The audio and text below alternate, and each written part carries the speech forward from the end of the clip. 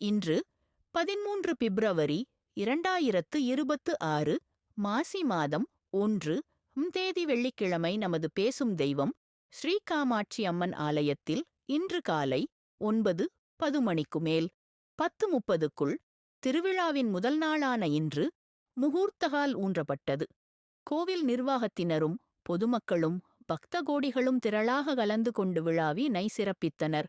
மாலை 6 மணிக்கு மேல்வாட்ட டேங்சிவசக்தி விநாயகர ஆலயத்திலிருந்து நமது பேசும் தெய்வம் ஸ்ரீ காமாட்சி அம்மன் பூதத்துடன் நகரூர் வலமாக கோவில் வந்து சேரும். அனைவரும் வருக, அம்மன் அருள் பெறுக. ஓம் சக்தி.